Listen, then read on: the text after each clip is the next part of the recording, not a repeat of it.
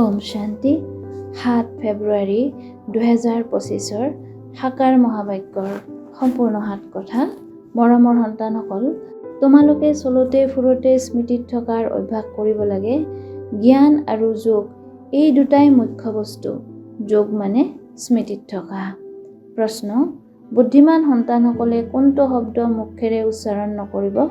উত্তৰ: আমাক যোগ শিকাওক। বুদ্ধিমান সন্তানসকলে এনেকৈ নক'ব। পিতাক স্মৰণ কৰিবলৈ শিকিব লাগে জানো?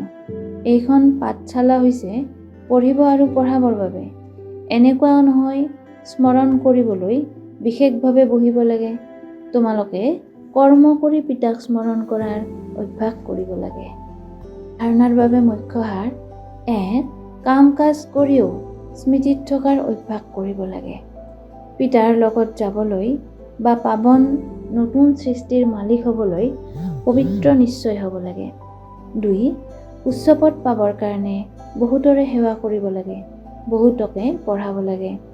বাৰ্তাবাহক হৈ এইটো বাৰ্তা সকলোলৈকে পঠিয়াব লাগে।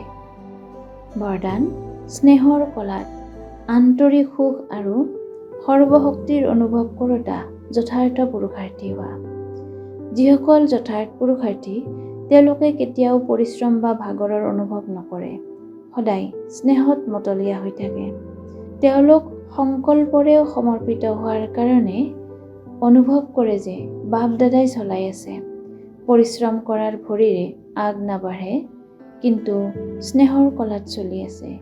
স্নেহৰ কলাত সৰ্বপ্ৰাপ্তিৰ অনুভৱ হোৱাৰ কাৰণে তেওঁলোক ভৰিৰে আগ নাবাঢ়ে, কিন্তু সদায় আনন্দত, আন্তৰিক সুখত, সৰ্বশক্তিৰ অনুভৱেৰে উৰি থাকে।